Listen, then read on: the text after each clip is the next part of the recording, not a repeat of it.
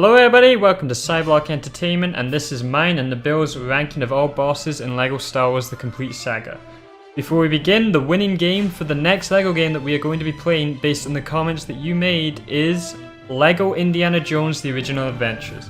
Thank you so much for voting in the comments below, and in second place was Harry Potter Years 5 to 7, and in third was Pirates of the Caribbean, so we'll be playing them in that order. The CGI for Clone Wars is going to be taking a bit longer, but to keep up with the semi-daily content for the channel, we've decided that there's more stuff we can rank and top 10s we can make from the previous LEGO games we've made. So while we're playing through the new LEGO games, we'll be making content for the LEGO games we've already done, because there's a lot more we can make lists on that we think you'd like.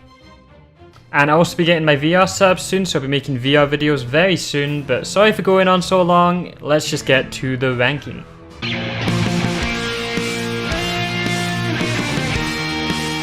And at number 15 is Zam Weasel, and this boss is just so easy, quick. Like, the first time we did it, we barely noticed it. It was, yeah. My main issue with this boss is it was quite clunky in the fact that it was quite hard to actually hit him a lot of the time, and I wasn't a fan of the flight controls in this game in general. A lot of the camera angles it just were wasn't weird, a good boss at all. Definitely the weakest out.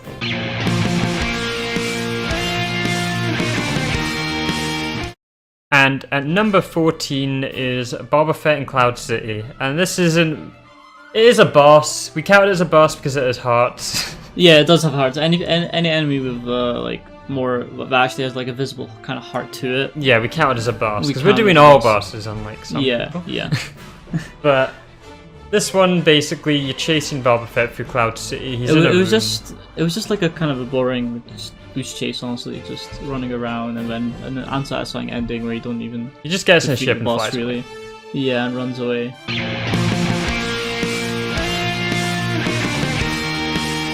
And at number 13 is the Imperial Spy, and this is where he's guarding the Millennium Falcon, and he was just really annoying because he runs around everyone, goes through these doors and appears on ledges, and you've just got to hit him while he's going through door to door, but he's... Yeah, so it was kind of similar to Boba Fett, where it was just another kind of like boost chase, but at least you got to like kill him this time, so... Yeah, you did get a kill on this time, so that's why you put him higher. This time, so it was a little bit higher.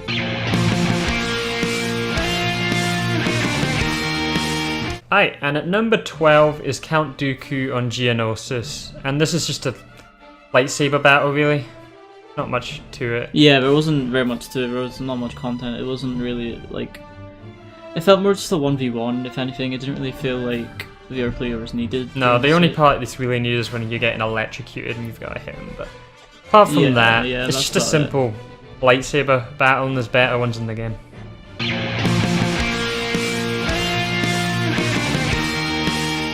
And at number 11 is Darth Vader on Dagobah. And again, it's another lightsaber fight, but there's some small puzzle we have to climb up to him. This can get a bit tiring though. Yeah, it was just an okay average boss fight. There wasn't anything really special. It's just Darth Vader gets bonus points. Yeah, that's about it. It's Darth Vader. Like, it was just lightsaber. But Darth it's Vader, just simple Darth Vader fight.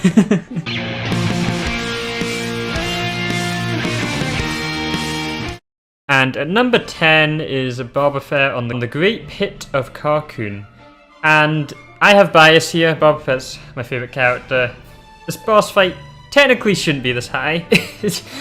I would personally probably put at least like 2-3 places below this. It's Boba Fett. I'm a biased person. I gave in. It's Boba Fett. I know it's his favourite. So. But the boss fight's not bad. It's a really nice setting. No. It's just a simple bounty hunter fight in this, where it's Jango and Bobba and they just fly around and you hit them. But you get a kill Boba Fett in this one, so that's where it's high. You know, at least we've got that satisfying ending. It does have a satisfying ending.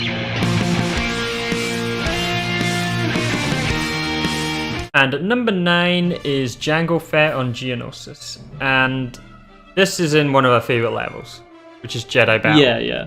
There's all this stuff. I love the setting so much for this level. That's why I personally have it.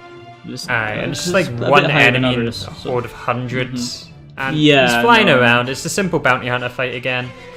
But it's really funny when you play as Padme and just slap him. So. I know, it was absolutely hilarious. And he's got more hearts than Boba Fett, so he takes a bit longer.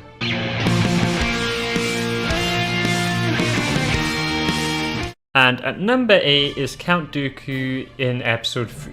And this one is really good because of the super battle droids with him, and he's got all the droids, so the second player can do stuff if he's not attacking Count Dooku. It was definitely an upgrade like with compared to the other Count Dooku boss fight. And then Geonosis, and you actually do get a kill Count Dooku in this one, and you actually get to kill him with a cutscene he cuts his head off, so it's satisfying.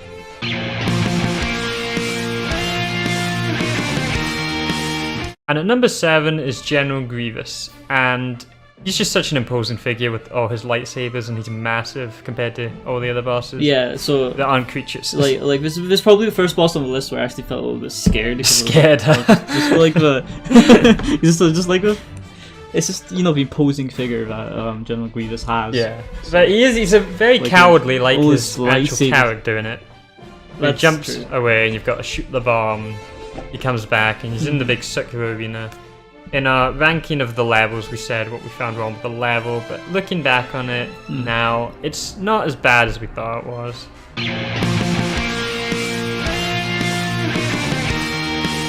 And at number 6 is the Rancor in Jabba's palace. Oh, this one was actually the Rancor is such an iconic character. Yeah, this one was one of my favorites because it was just like this massive ass like beast.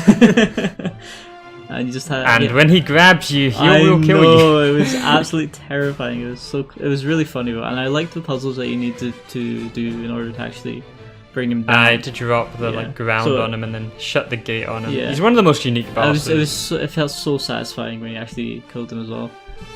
And I cannot wait to see what they do in Skywalker Saga with the Rancor. I think that's going to be one of the best parts of the game. Actually, the whole game's going to be great, but we got till October to wait till then. The Rancor's good now, they're obviously going to improve it, and that's why it's at number 6.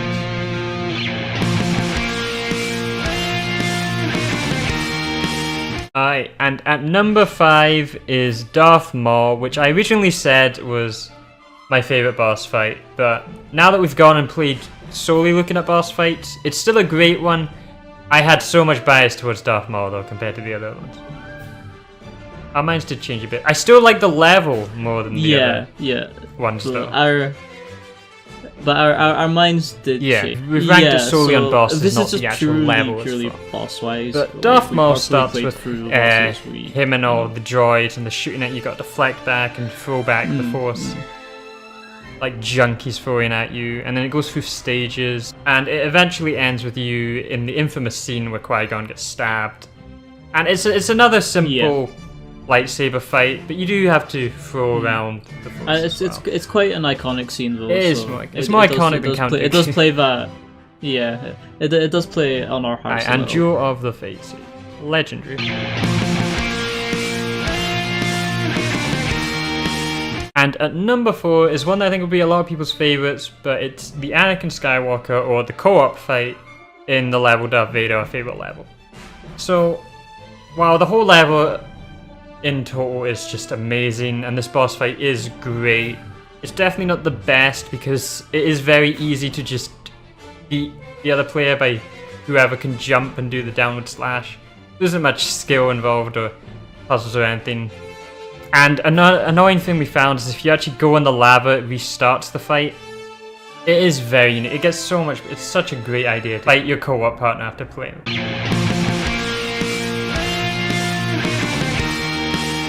So, in our top 3, at number 3 is Darth Vader on Bespin, and this fight has so many stages to it.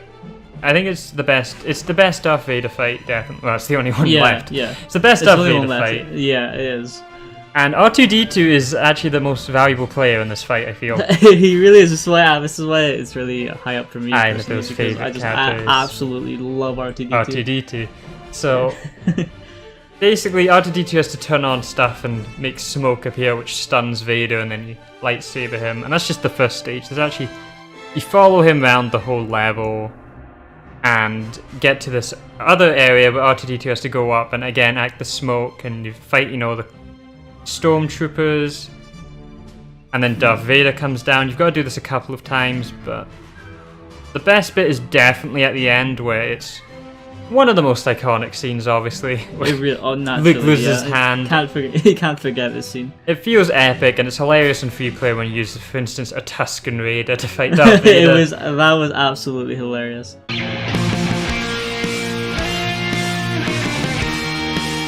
And at number 2 is Jango Fett on Kamino, and before this boss, which I still count it as part of the boss fight, basically you're chasing him and he's putting down mines that actually blow up the area, which I found was really cool. Yeah, so it was always like, oh god, I need to dodge those, got to get the timing right for the jumps.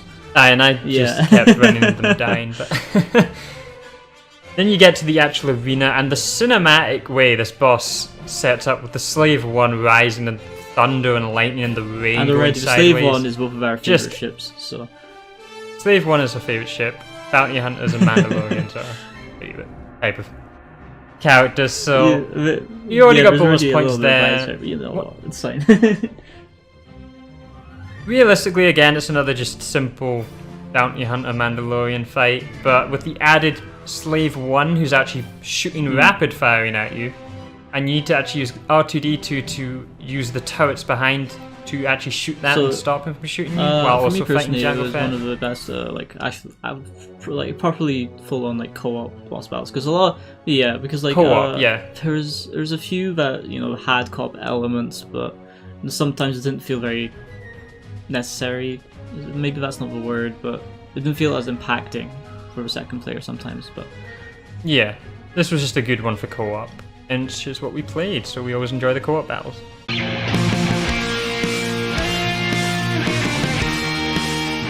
And at number 1 is Emperor Palpatine. I think everyone saw this coming. Yeah. Oh. Probably rated this a bit too low, thinking back on it on my ranking of all levels now, because replaying it and going on it in free play again, just such a fun fight. There's so many. He has so much heart. I know. So many hearts, so many stages to this boss fight. It really felt like a full-on final boss.